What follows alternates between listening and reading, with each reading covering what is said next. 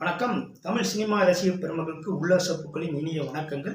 இன்னைக்கு நம்ம பார்க்க போகிற படம் வந்து மெய்யழகன்.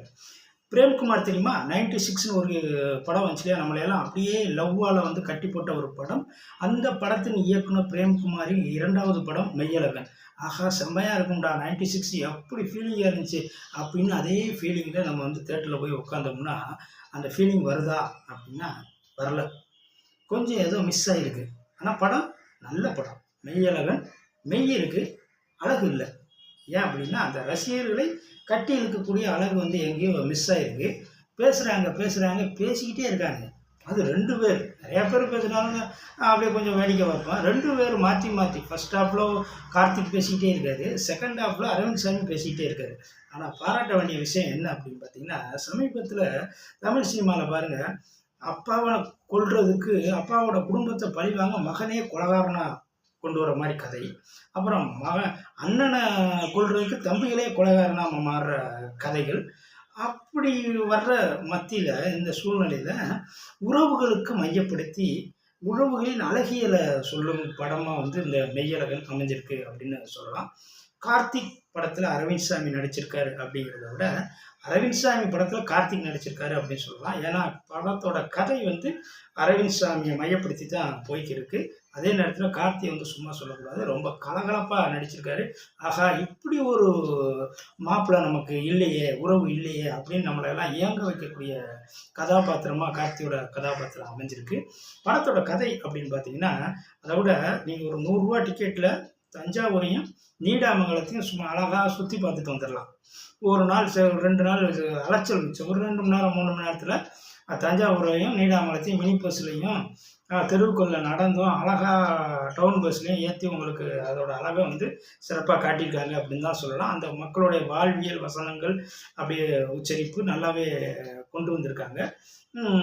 படத்தோட கதை வந்து அரவிந்த் சாமியோட குடும்பம் அவர் இளமை பருவத்தில் இருக்கும்போது ஏதோ ஒரு இக்கட்டல் உறவுகளால் பாதிக்கப்பட்டு தன்னுடைய வீட்டையே விற்றுட்டு, வீடு தான் ரொம்ப கோயிலோட உயர்வாக மதித்த வீட்டை வந்து விற்றுட்டு சென்னைக்கு குடிபடுறாங்க. அப்போ சொந்த பந்தவங்க எல்லாத்தையும் விட்டுட்டு போகிறாங்க. இனிமேல் இந்த ஊர் பக்கமே வரக்கூடாதா அப்படின்னு மனதளவில் பயங்கர காயத்தோட சென்னைக்கு குடியிடுறாங்க. ஒரு 22 வருஷம் கழித்து அரவிந்த் சாமி அவருடைய சித்தப்பா பொண்ணு தங்கச்சியோட கல்யாணத்தை அட்டன் பண்ணுறதுக்காக வர்றாரு. வந்த இடத்துல வந்து கார்த்திகை சந்திக்கிறாரு. கார்த்திக் வந்து அரவிந்த் சாமி மேலே அபரிமிதமான அன்பை கொட்டுறாரு. ஆனால் அரவிந்த் சாமிக்கு இந்த கார்த்திக் யாருன்னு புரிபடல சின்ன பிள்ளையில. ஆனால் இவர் வந்து அவருடைய நடந்த சம்பவங்கள்லாம் ஒவ்வொன்றா சொல்கிறாரு. அத்தான் சொல்லி அவருடைய சம்பவங்கள்லாம் சொல்கிறாரு. ஆனால் அரவிந்த் சாமி வந்து அவருடைய அன்பை வந்து ஏற்றுக்கிட்டு வரும்போது, ஆனால் இப்படி அன்பை கொட்டுறானே, இவன் யார், இவன்கிட்ட நீ யாருன்னு கேட்டால் வருத்தப்படுவானே அப்படின்னு கேட்காமே போயிடுறாரு. அவன் யார் அப்படிங்கிறத சொல்கிறதுக்காகத்தான் ஒரு 3 மணி நேரமாக படமாக எடுத்திருக்காங்க. படம் வந்து எல்லாருமே சொல்கிற மாதிரி ஸ்லோவாக போகுது. அது என்ன காரணம், இது பிரேம்குமாரோட ஸ்டைலா அப்படின்னும் ஒன்றும் அது ஏதோ ஒன்று மிஸ் ஆகிருக்கு. ஆனால் நல்ல படம், எல்லாருமே பாருங்கள். அதாவது அங்கங்கே ரொம்ப போர் அடிக்கும் போது ஒரு கபார்னு ஒரு சில காட்சிகளை வந்து கொண்டு வந்து வச்சுருக்காங்க. அந்த குறிப்பாக இதில் ரொம்ப டச்சான ஒரு விஷயம் வந்து அப்படியே அந்த ஊருக்கு வந்து இப்போ சொந்தங்கள் ரொம்ப வருஷம் கழித்து, ஒரு 22 வருஷம் கழித்து பார்க்கும்போது அந்த ஊர் சொந்த பந்தம்லாம் பார்க்குறாரு.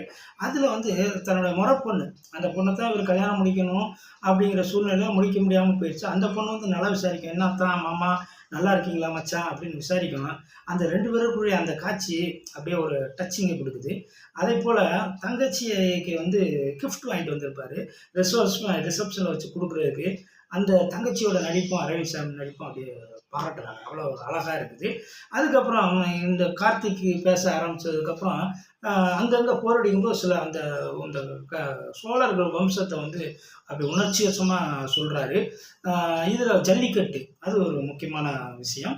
அந்த ஜல்லிக்கட்டு காட்சிகள் படத்தை கொஞ்சம் இன்ட்ரெஸ்ட் குறையாமல் தூக்கி பிடிச்சி சொல்லுது.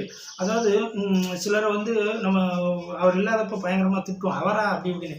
ஆனால் அவர் ஃபோன் போட்டால் சொல்லுங்கள் சார், சொல்லுங்கள் பெரியப்பா அப்படின்னு பேசுவோம் இல்லையா, அது மாதிரி ராஜ்கிரான் ரொம்ப வித்தியாசமான ஒரு நடிப்பை ஒரு வயசான ஒரு கேரக்டரில் அவருடைய நடிப்பை செம்மையாக பார்த்துருக்காரு. ஜெயபிரகாஷ் ஒரு காட்சியில் நம்மளை வந்து கண் கலங்க வச்சுருக்காரு அழுகை சீனில். அதுக்கப்புறம் பார்த்தீங்கன்னா இதில் இந்த கக்கன் படம், பெரியார் படத்தெல்லாம் காட்டுறாங்க. இது பிரேம்குமார் இயக்குனரோட அங்கங்கே சில டச்சிங் அப்படின்னு சொல்லலாம். அதாவது பெரியார் படத்தை காட்டிட்டு அடுத்த காட்சியில் ஹீரோ வந்து அந்த கோயிலுக்கு போய் அந்த ஒரு பழைய அந்த கல் சாமிகிட்ட போய் கும்பிடுவார். அந்த மாதிரி வச்சுருப்பாரு. இது என்ன சொல்ல வர்றான்னு கொஞ்சம் ரசிகர்கள் குழப்பமாக இருக்கும். அதுக்கப்புறம் வந்து அருள்மொழி அந்த பேர், அதாவது அந்த சொல்லக்கூடிய காட்சிகள்லாம் வந்து சிறப்பாக அமைஞ்சிருக்கு. ஸ்ரீதிவ்யா நம்ம கார்த்திக் ஜோடியாக வர்றவங்க சில காட்சிகளே இருந்தாலும் ரொம்ப அழகாக அழுத்தமாக நடிச்சிருக்காங்கன்னு சொல்லலாம். மெய்யழகன் இன்னைக்கு சூழ்நிலையில் குடும்ப உறவுகள் இன்றைக்கெல்லாம் வந்து உறவுகள் சொந்தக்காரங்களாம் நேரில் நல்லாவே இல்லை. இந்த படத்தில் ரொம்ப அழகாக நல்லா இருக்காங்க. அதுக்காகவே போய் பாருங்கள். ஸ்லோவாக இருந்தாலும் ஒரு நல்ல படத்தை மிஸ் பண்ண வேண்டாம். பார்க்கலாம்.